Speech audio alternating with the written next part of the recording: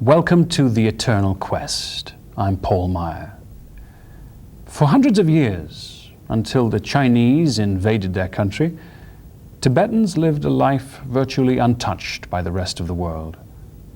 Exceptions to this were influences from India, which included Buddhist teachings which competed with and eventually surpassed Tibet's native Bon religion.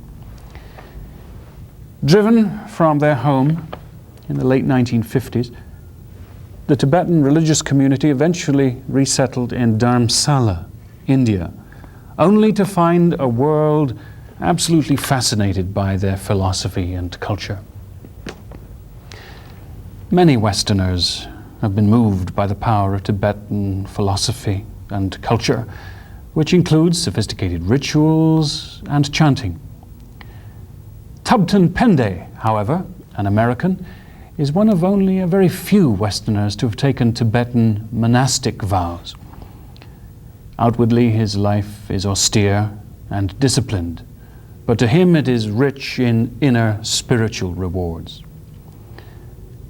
Today's program, The Meaning of Tibetan Buddhist Chanting, was written and directed for the Theosophical Society in America by Steve Schweitzer.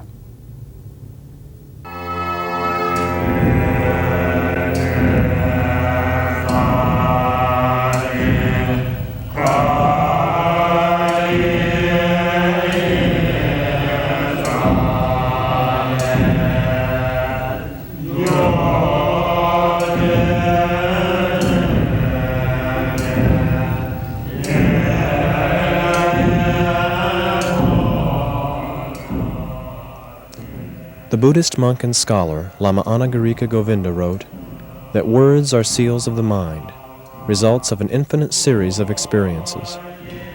Wherever there are men who know how to use words, they will possess the magic power to conjure up immediate reality, be it in forms of gods or in the play of forces.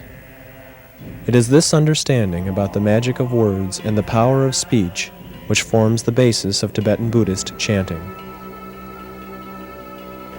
What sounds from the Buddhist's mouth, writes Lama Govinda, is not the ordinary word of speech. It is mantra. Mantra is power, not merely speech which mind can contradict or evade. Mantras have survived, but their tradition has almost died out, and there are few in our time who know how to use them. A few Westerners, however, are gaining greater appreciation of Buddhist techniques as tools for mental and spiritual development. One American search led him to Dharamsala, India, and to the teachings of Tibetan Buddhism. Now a practicing monk and teacher of Tibetan chanting, the Venerable Thubten Pende spoke to us about the spiritual disciplines comprising the Buddhist way of life. There were many techniques, technical procedures that I was introduced to by the lamas. The discipline is the foundation of the Buddhist path. Then it has different aspects, like the discipline of avoiding non-virtuous activity, the discipline of accumulating merit or the spiritual energy that fuels the path, and also the discipline of benefiting others. There's many different kinds of discipline. But that's the foundation. And then on the foundation, there are many other techniques that one engages in to control the mind. And one of the techniques is the recitation of mantra. And mantra is a Sanskrit word and is often translated as words of power. So it involves a recitation, a verbal recitation.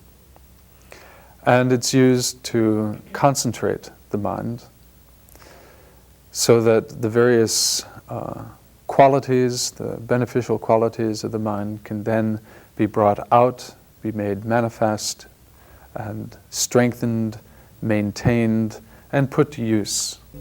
Tibetan mantras are recited in Sanskrit. One mantra is to Shakyamuni Buddha, who appears to humans as both compassionate and fierce according to their needs. As spiritual protector and guide, Shakyamuni inspires all seekers of enlightenment in their meditation. Here Shakyamuni is sitting in the diamond posture of unshakable concentration on a lotus throne. He holds a begging bowl in his left hand, and with his right makes the earth-touching gesture, calling the earth to witness his enlightenment. So what Shakyamuni's mantra is doing is that when one recites the mantra, then all of the meaning of Shakyamuni Buddha, from his verbal teachings to the internal realizations that those verbal teachings are trying to invoke, are all gathered within one, whether they be a conscious knowledge to even unconscious potential, is all kind of activated and then gradually made manifest. The mantra is this: Tayata Om Muni Muni Mahamuni Ye Soha. So the words mean this. Tayata simply is an introduction. We could translate it as, it's like this. Om is a well-known syllable in Sanskrit, and it's composed of three sounds, O, A, and M. And those three sounds symbolize the three bodies of a fully enlightened being.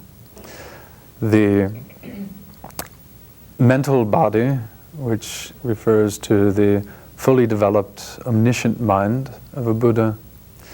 Then the enjoyment body, which is a very subtle body of form, which can only be perceived by highly realized beings.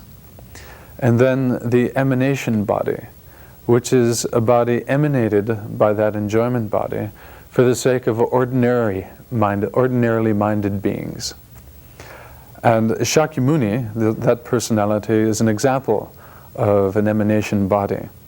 But he, at the same time, had an enjoyment body, a very subtle body, and his mind, of course, was called the truth body. And so those three are, the significance, the reality of those three are brought to mind by saying Om. Then Muni is a Sanskrit word which means to be capable or able. And what Shakyamuni Buddha was able to do was control the mind. The first two mental controls, or munis of the Shakyamuni mantra, refer to the student's ability of attaining spiritual wisdom, a wisdom which frees one from what the Buddhist calls the ignorance which misconceives of reality.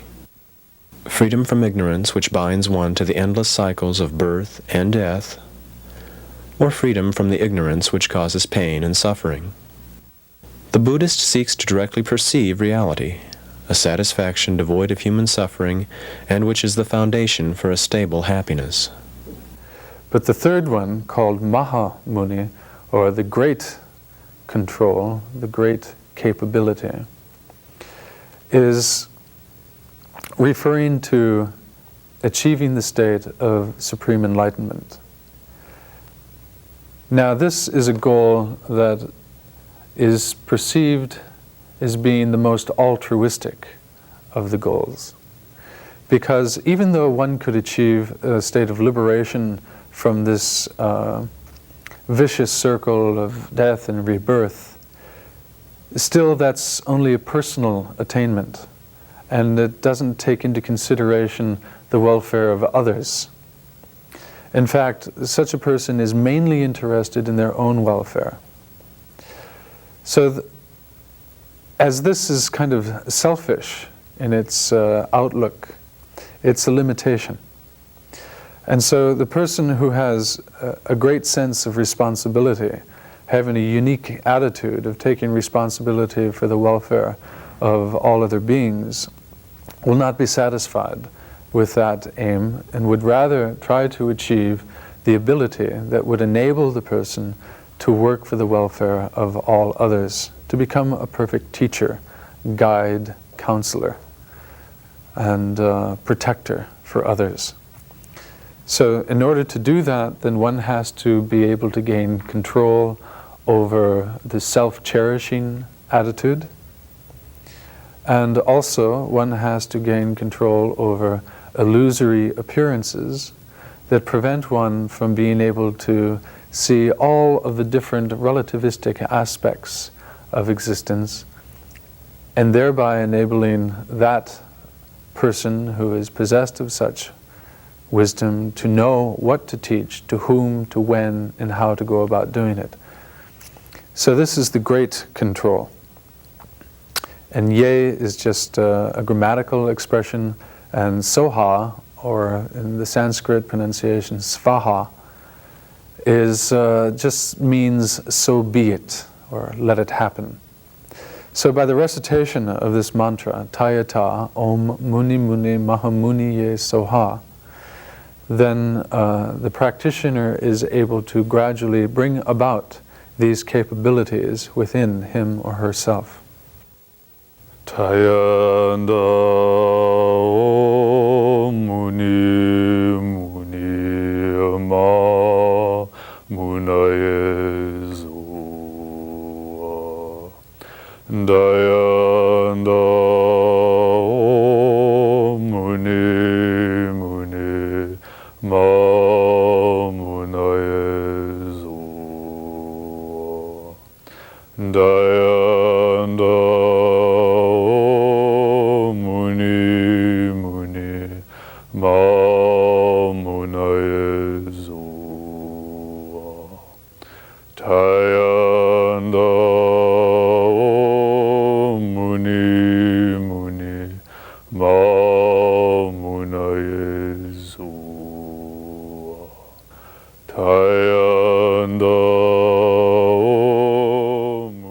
While Mahamuni, or this great control, is the basic aim for the recitation of all mantras, each individual mantra will refer to a specific quality or set of qualities that at a given time may be of interest to the student.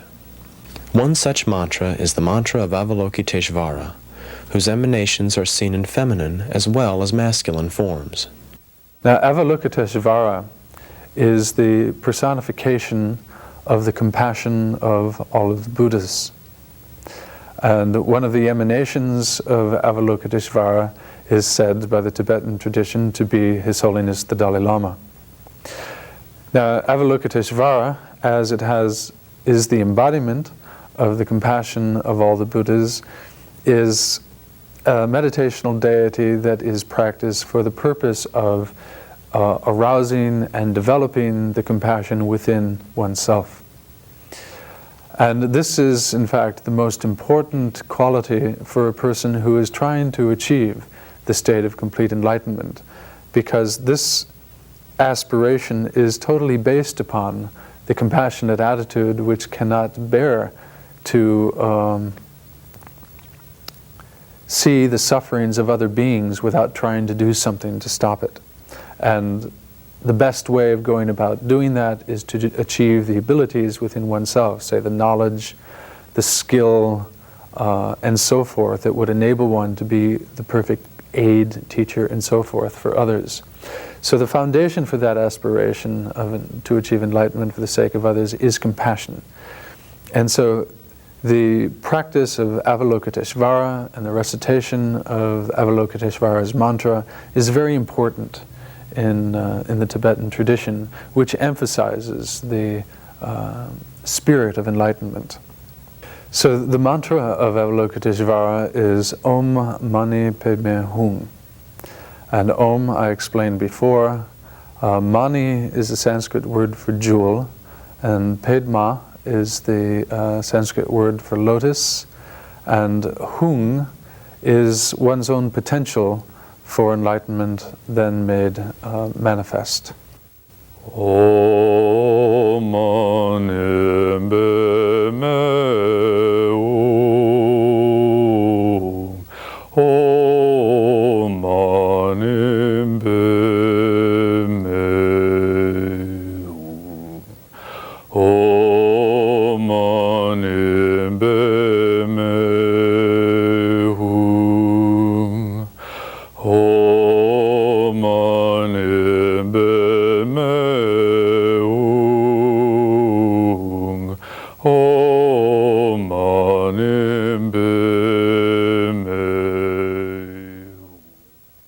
So it's interesting that not everybody who recites the mantras knows what all the words of the mantra means.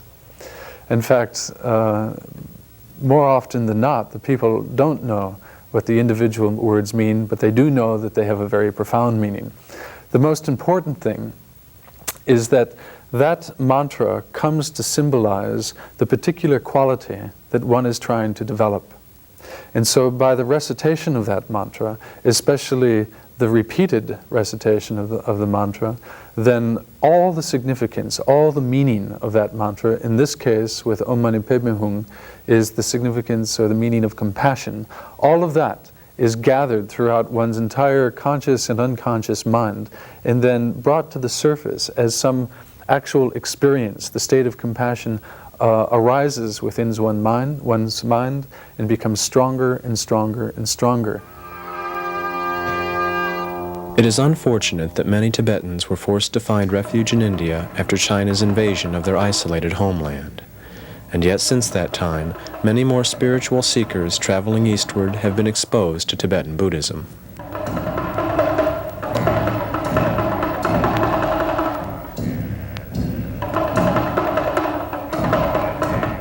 Then one time during my stay in Dharamsala, during the 3-month introductory course, I met a Tibetan Lama called Lama Thubten Pende. He came to address our class, and I was sitting in the front row, and I had seen him arrive outside, and he was a very kind of short, ordinary-looking Tibetan monk. But then when he sat down on the cushion provided for him, he seemed to expand in size far beyond my expectations. And also he was reciting a mantra under his breath and seemed to be generating so much energy or power that I was afraid that an explosion might take place. So I was quite impressed with this person, and then he started to speak after delaying for a while, meditating, silently, composing himself. And then he proceeded to give us a lecture that was very reminiscent of athletic coaches from my athletic background. And he gave us a big dressing down, because our community in Dharamsala was such that we would go to classes diligently, but would be attentive of the Buddhist teachings during the class, and then afterwards we'd just go and carry on in our merry, unsubdued, undisciplined ways. And he proceeded to tell us that if we were serious about achieving the goals of Buddhism, then we certainly could, but we would have to practice, and that would take discipline. And the way he put it really sunk in. Another common Buddhist practice, done out of respect for the various Buddhas, Bodhisattvas, and Gurus, is the recitation of pujas. A puja is also a Sanskrit word, and basically it means offering. And this would be the various kinds of offering ceremonies that are done. Now, in order to make progress in the path, it's necessary to accumulate merit and also purify the mind of faults. Now, merit is basically that kind of spiritual energy that empowers one on the path. It's like the fertilizer that enables the teachings that one hears to then go to one's heart and then actualize in the form of those qualities and wisdom, compassion, loving kindness, skill, whatever that make up the actual stages on the spiritual path. And similarly, while I'm using agricultural metaphors, the purification is like, in order to get a good crop from a field, first you have to clear away all of the weeds and the stones. And similarly, in order to make progress on the spiritual path, one has to purify the various obstacles, and for instance, the negative karma that one has accumulated that make the mind rough and also create various kinds of suffering, that, like in the form of sickness or the tragedy of early death, this sort of thing, that are obvious obstacles in the spiritual training. And also very subtle obstacles that act as blocks, preventing growth to occur. So purification is done in order to eliminate that. And the action of accumulating merit and purification is done in the pujas, which are practices that can be done by oneself or in a group. And from another point of view, it's meditation, because these pujas involve imagining the various Buddhas and other holy beings that one invokes in front of one, and then makes various offerings and prayers requesting blessings, and also the recalling to mind the various stages of the path, and requesting inspiration, which is then visualized in the form of light coming from the Buddhas and other holy beings into oneself, giving one that kind of purification would be taking place if one visualized the white light, or if one visualized golden light, one would be imagining that the realizations or the wisdom and good qualities that one is trying to achieve, which are already in the mind streams of those holy beings, is then coming to oneself. So this is all a symbolic meditation practice to help assist in the development of these qualities. Now, one kind of practice that's done within the context of these pujas is called the Mandala offering. And a mandala, or sometimes called a magic circle, is basically an environment. So the universe is our environment in cosmic dimensions, and our house is another kind of environment. And we have different environments to achieve different purposes. For instance, to meditate, you might make a special space in one's room for meditation, having, say, incense there, some inspiring pictures, some flowers, kept clean, and all of this contributes to an atmosphere that is very conducive for meditation. So that's an environment, and that's the idea of mandala, making an environment that is conducive for desired mental states. But in general, the environment that one lives in is also called mandala. And it can either be a mandala of confusion or a mandala of insight. It's basically up to one's skill. Now, the universal mandala is the universe as it is ordinarily conceived, but especially conceived in this case in all of its beauties.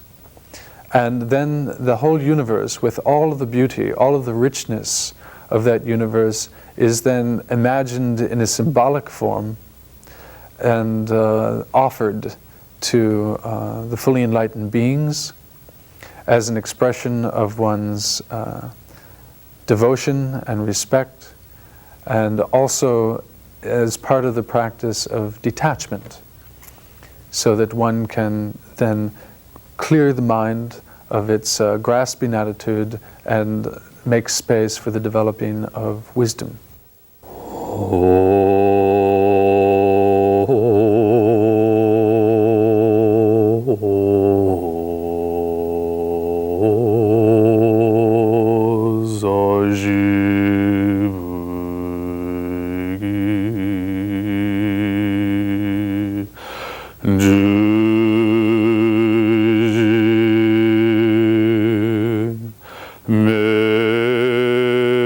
Mendo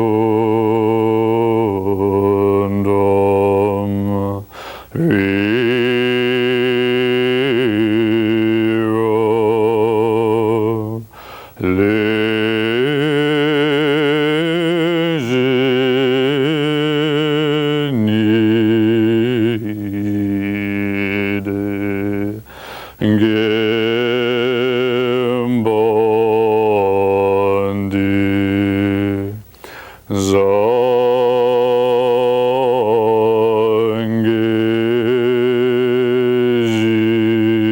Jingdu Minde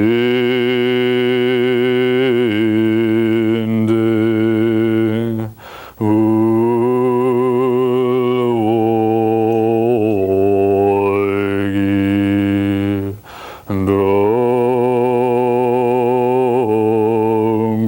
Dongun Nom